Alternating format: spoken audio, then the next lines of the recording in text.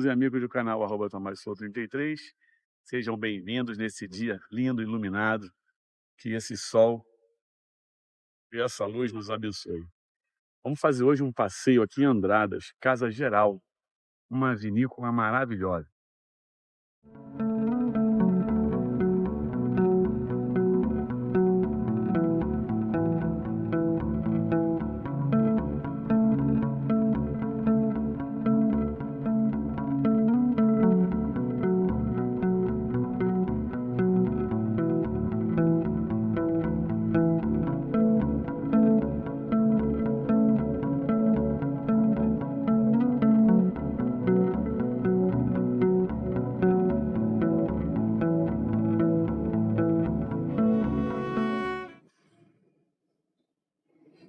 E essa é um pouquinho da nossa história, né? Que a colheita de inverno, mudando o ciclo de janeiro para julho, a gente conseguiu, com o clima, ter uma qualidade de uva superior a qualquer outro estado brasileiro, né? Então eu não vou falar que a gente faz vinho melhor que o Rio Grande do Sul, mas nós temos uvas melhor que a deles.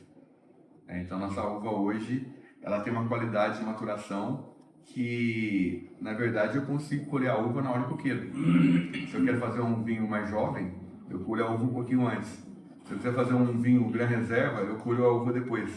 Se eu quiser fazer um vinho de uva classificada, eu deixo ela no pé até virar uva passa quase, no pé, né? São poucas regiões do mundo que conseguem essa situação. Isso se deve a eu não ter chuva e umidade durante o inverno, nos meses que a uva está amadurecendo.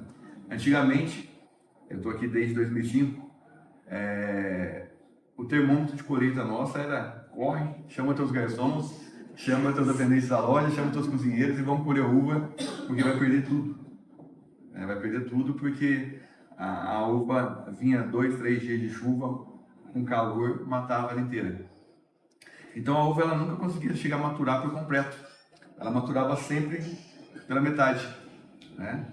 E com a uva maturada pela metade, eu não tinha um bom vinho de qualidade.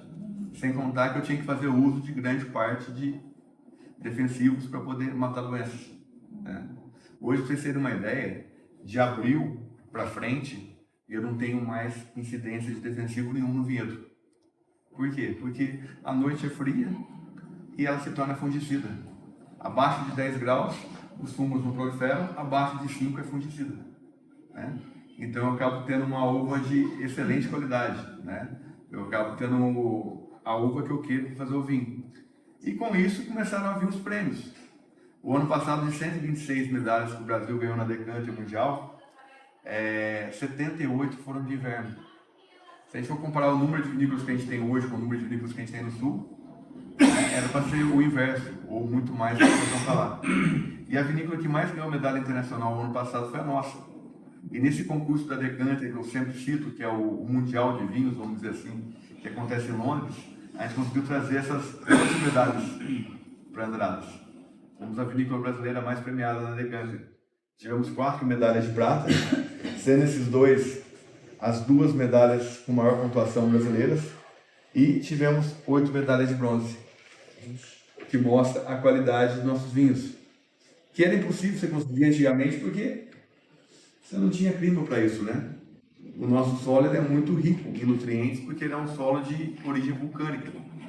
Tanto que saiu agora a denominação de origem da Serra da Mantiqueira, a gente não quis participar dela porque a gente está tentando fazer a denominação de origem vulcânica, que são Caldas, Andradas e Jacutinga, que banham-se pela a caldeira vulcânica que existia em Pote Caldas, né?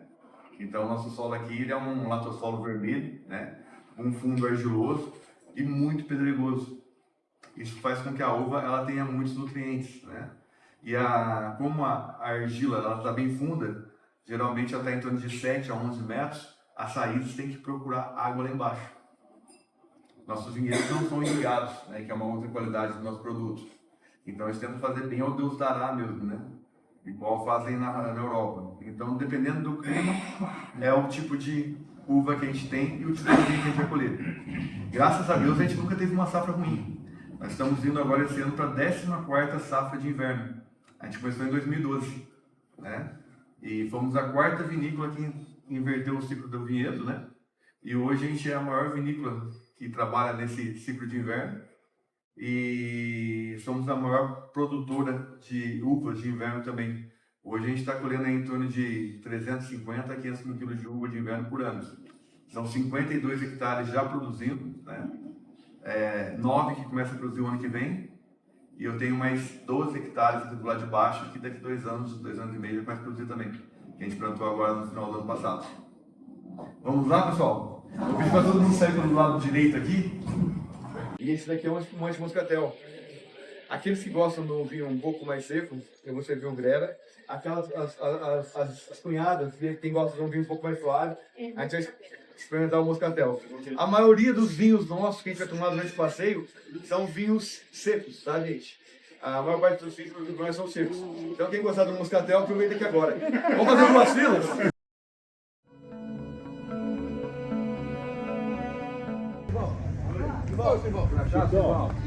Vinho não. Conduzir o grupo do outro lado. Vinho não, mas cerveja também é. Eu tinha mais 8 tanques aqui em cima de 100 mil litros e esse aqui lá de baixo estão de 60 mil litros, né? Os dois últimos lá são de 50.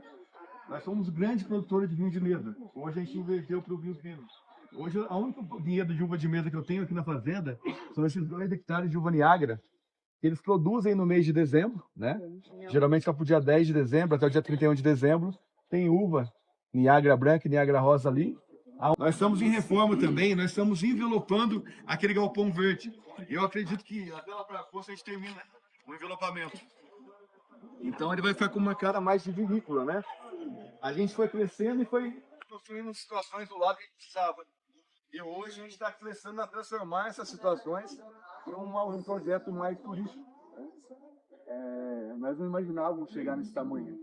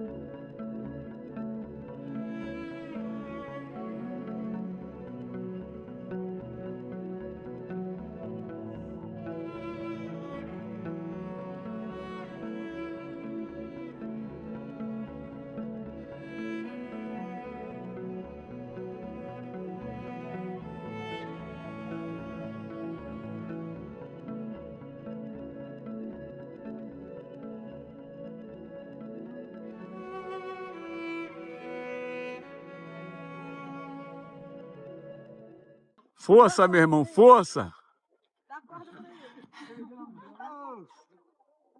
Mantenha a fé, mantenha o foco. Sofrimento. Isso é porque eu não bebo, já pensou se bebesse.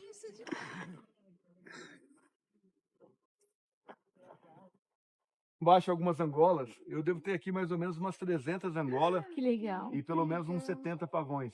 Né? Pavão não vi, só vi as galinhas. Eu não sei se é pavão ou pavão. Aqui. E o que acontece?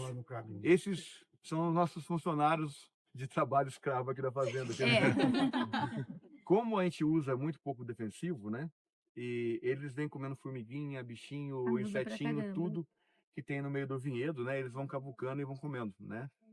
Dificilmente eu vou ter algum escorpião ou alguma cobra aqui pequenininha, porque o pavão e a galinha da Angola e umas outras aves que chamam cariacas, que tem uns bicos compridos, que tem muito aqui, né? Mas aí já é na natureza, eles comem, né? Hoje o vinhedo nosso, ele é trabalhado no sistema espaldeira. Espaldeira seria no sistema de cerca, né? A poda de formação, né? Ou a poda de ramificação, como quiserem chamar, que é uma poda que acontece no final de agosto até final de setembro, e ela é rente ao tronco principal da videira. O tronco principal da videira ele é conduzido um para a direita, outro para a esquerda, né? E depois ele se junta aqui, né? Vai ter algum lugar aqui que ele vai se juntar. Né? E a poda principal, a poda de formação ou ramificação, ela é feita no final de agosto ao final de setembro. Ela sai ramas, né? Que são essas aqui. E essas ramas, quando elas vão ser cuidadas para não dar doença, né? Vão ser tratadas. E quando elas chegam mais ou menos lá para o meados de novembro, elas são tudo desse tamanho aqui, um pouquinho maior. Então, com os cachinhos assim, a gente passa com a tesourinha arrancando todos. E descarta, para que a planta não perca a força dela, né? E aí, dessas ramas que nasceram, dependendo da variedade do vinhedo, a gente vai arrancar e deixar 2 gemas, 3, 4 ou 5 gemas. A Syrah, como é uma variedade muito produtiva, a gente deixa 2 gemas, tá vendo? Ficou 1, 2, rodou. E aí, elas vão crescerem, né? Essa daqui é a mesma coisa, 1, 2 gemas, podou, né? E por aí vai. Então, fazendo isso, a gente consegue que a produção seja controlada, o número de quilos que ela produz. Nem sempre alta produção quer dizer qualidade, principalmente na uva de inverno. A Syrah, muitas das vezes, a gente tem que abortar 30%, 40% dos cachos no final do mês que vem, na hora que ela entra na fase pintor, que é a época que ela deixa de ser verdinha e passa a ser tinta, porque elas não estão padronizadas. Então, a gente, quando está com 70%, 80% de uva tinta, todo o cachinho, a gente retira o resto que não chegou naquele padrão. Para que no final da maturação eu não colha a uva com acidez diferente, né? Com padrão de acidez e açúcar diferente. Então eu não quero colher uva verde com uva madura. E eu só vou saber disso se eu tirar na hora que está entrando na fase pintor. Esse daqui é um vinho Syrah que tem apenas 1 hora em contato com a casca. É da casca da uva que sai a coloração do vinho, né? Então, como ele ficou pouquinho tempo com a casca, ele tem uma coloração baixa.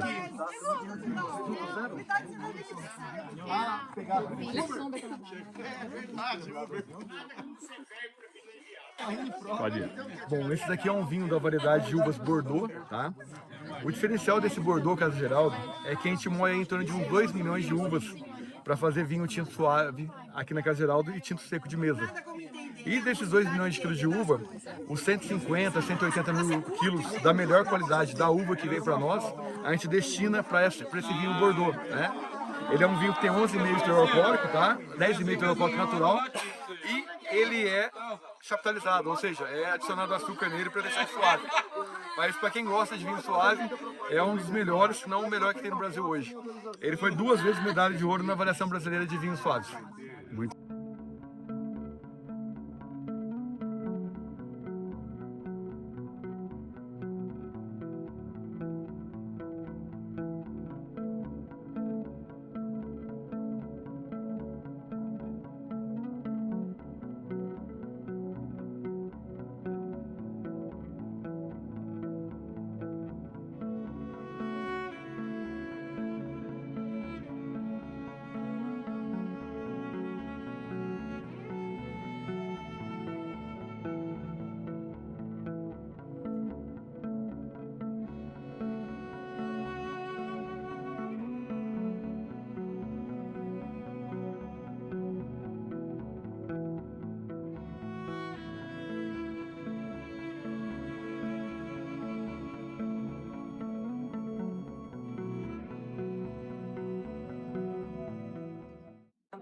Agora, para degustar o vinho. Traz o vovô, vem, Mas o vovô. problema é a contaminação? É, o problema é a contaminação. Eu peguei 2 garrafas de água que eu tinha no carro. Maravilhoso. Muito obrigado. Pode falar. Bom, aqui um Pinot da Serra da Mantiqueira, colheita de inverno, né? Com uvas extremamente maduras. Tá? Um Pinot que ele não lembra muito os Pinots franceses e americanos, né? Ele tem um aroma mais puxado para cereja, né? Mais puxado para um cafezinho de leve, né? Ao contrário dos outros que são mais delicados e tem aromas mais florais, né? É a característica da nossa uva de inverno, a força, a potência, né? Um teor alcoólico hoje de 14, de 13,5, mas bem integrado, tá muito gostoso esse vinho, né? A gente quase não sente que ele tem esse teor alcoólico. Recomendo, Pinot Noir, colheita de inverno, Casa Geraldo. Mas fizemos alguns testes, né? A princípio em 2002, 2003, e nós fizemos algumas que escolheu uva, não teve produção. Né? Por quê? Porque a gente colhia a uva no verão, podava de novo, para ela vir ser colhida no inverno. Né? Então não dá produção nenhuma. Aí o que aconteceu? Nós resolvemos não aderir à proposta e ele continuou com as pesquisas, né?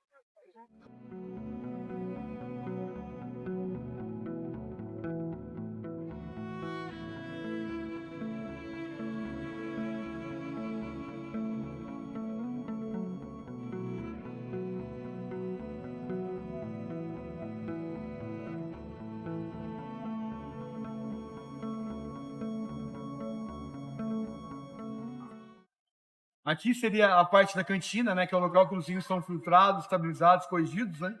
Aqui embaixo seria a cave de maturação. Essa é uma cave que vai daqui até o fundo, é a primeira delas, né? A gente estava na cave de vinho do Porto, ali em cima, né? E daqui a pouco a gente vai para outra cave, que é uma cave mais voltada aos clientes, né? A gente mostra como que é a passagem do vinho pela madeira. Geralmente, nesse piso aqui, a gente faz mais uns vinhos de mesa, né? Estou com alguns vinhos finos, porque eu estou em reforma na cave lá embaixo.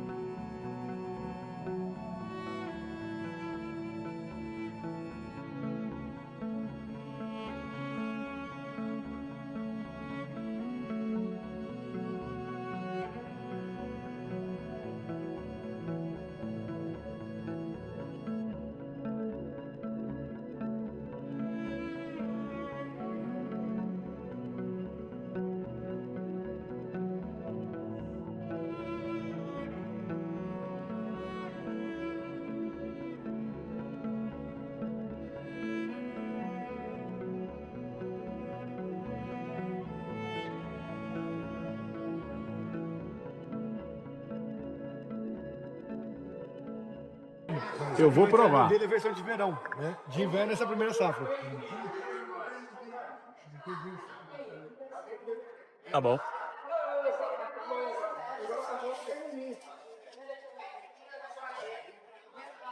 Pessoal, quem gostar de vinho suave, eu vou mandar o cooler de pesca depois, tá?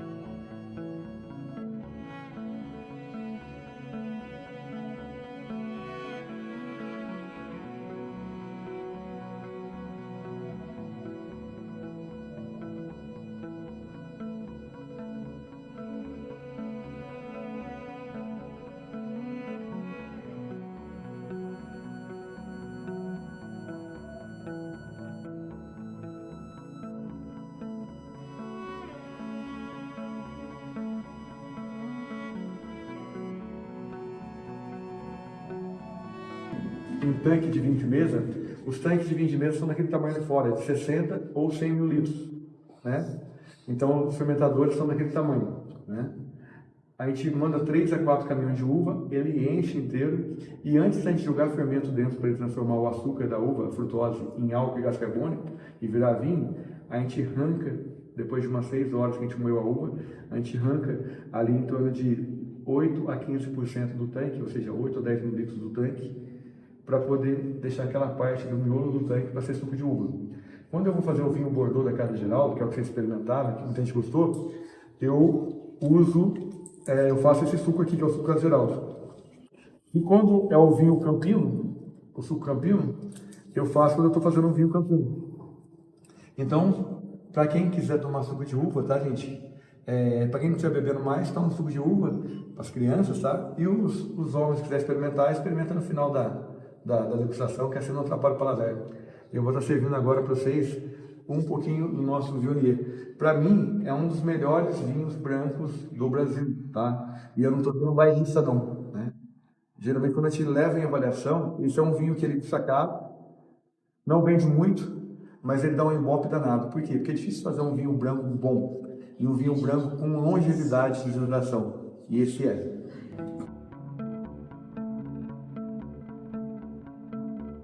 Rosa.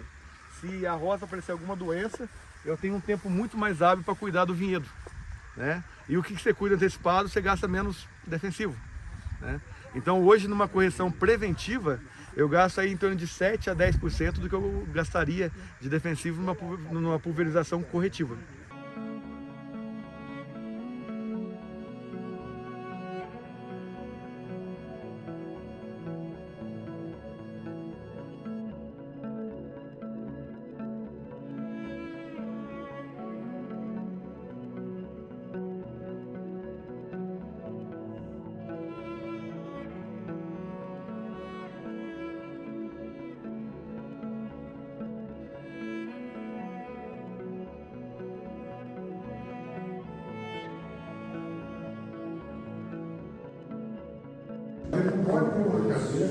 Aqui, a última foto da esquerda é o seu Giuseppe Marcon, que veio da Itália para o Brasil. Eles vieram naquela época que os escravos tinham sido abolidos, né, e que os fazendeiros estavam contratando mão de obra imigrante, né? Vieram com uma mão na frente e outra atrás. Ele veio para São João da Boa Vista para trabalhar nos cafés de São João da Boa Vista. E depois acabou que naquela época a terra era muito barata, e eles acabaram vindo para Andradas comprar terra aqui. Cultivaram suas lavouras de café, o vinhedozinho no final do quintal para poder fazer o vinho para consumo do ano. E depois aconteceu aquilo que eu estava explicando ali fora. Expandiu-se a colonização europeia para São Paulo, fugindo das guerras. O pessoal procurando vinho para tomar, descobriram que aqui em Andradas, que está a 200 km de São Paulo, tinha vinho. E aqui a 18 km, no Espírito Santo Pinhal, tinha uma estrada de ferro que levava o café do porto daqui de Pinhal para o Porto de Santos. Chegava em Jundiaí, tinha uma bifurcação onde o trem parava e ele ia para São Paulo. Então era facinho colocar as barricas em carroças, levar até Pinhal e de Pinhal levar para São Paulo. E lá você comercializava a granel, né? Lá eles engarrafavam no vinho e vendiam, né? A gente vendia granel para eles. O seu Maximiliano foi o que fez fortuna aqui em Andradas. O seu Geraldo nasceu rico e morreu pobre, coitado, né? Porque ele morreu naquela decadência da viticultura. Você imagina, você tinha todo o mercado de vinho para vender vinho. Quando vê, chegam outros vinhos melhores que os seus e toma todo aquele mercado de você. Aí você tinha que se regionalizar. E até regionalizar, muitos quebraram, né? E aí ele em 78 ele morreu, trabalhando sozinho na vinícola aqui. O filho dele assumiu e os netos não tomam conta hoje. Meus queridos, aqui eu trabalho com os vinhos fortificados, né? São vinhos que em Portugal chamam de Porto. Como eu não posso usar essa marca Porto, eu uso Cais. Eu costumo servir das barricas, mas eu vou servir só a cachaça depois para vocês, porque uma que aquele está geladinho, está mais gostoso, né? E o outro é uma questão de tempo também, porque como a gente está meio que entrando no passeio, a gente teve que introduzir no meio da rota de passeios nossos, mas a gente não coincidir com outros no mesmo lugar. Isso daqui serviu antes? Não? Ah, tá. Rapaz, faz uns 10 anos que eu venho aqui, nunca tomei dessa cachaça. Olha só, olha. Não, levanta agora aí, assim, ó, vai. Aí, olha só.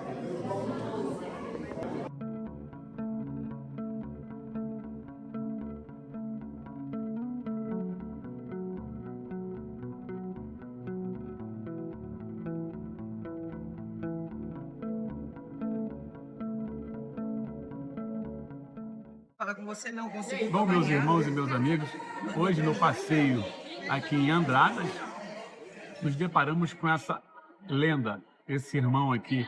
Quantos anos de iniciado? 50 anos.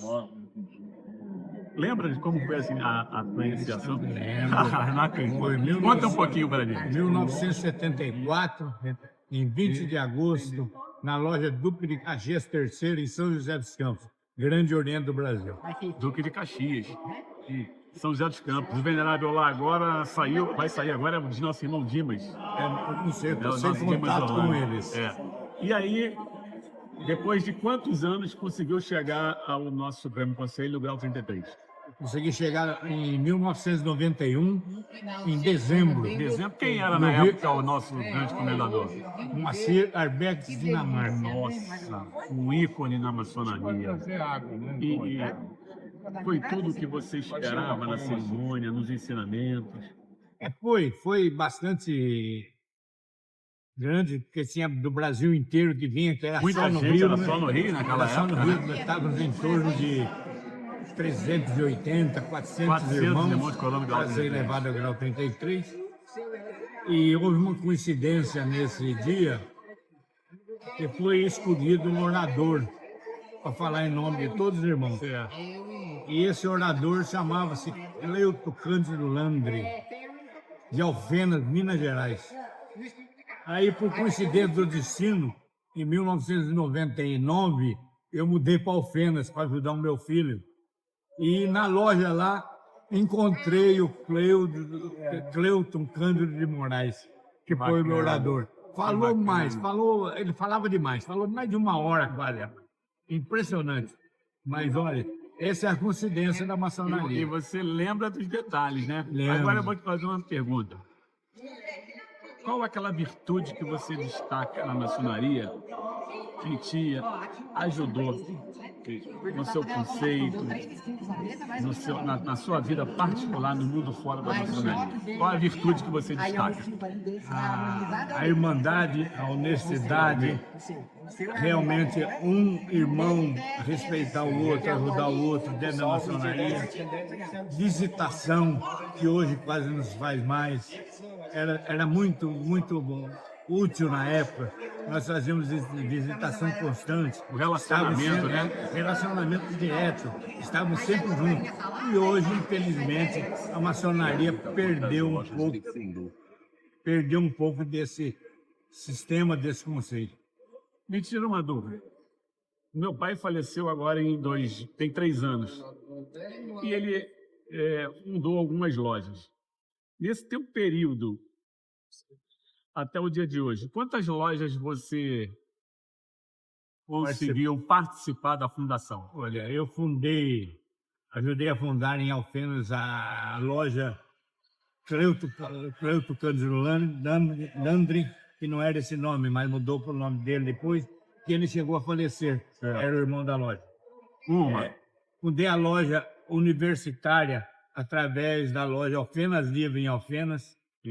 Fundei a loja que eu pertenço até hoje, a União e Liberdade em Ribeirão Preto, com fundadores que frequentam hoje. Sou eu e meu filho Aguinaldo Bife. E vocês têm mais? Acho que deve ter uma número. 21 de abril em São José dos Campos. Hoje não pertence ao GOB, mas já pertenceu, na época era. Loja muito atuante. Então, é a fraternidade que você destaca, né? É a fraternidade, esse é o ponto principal.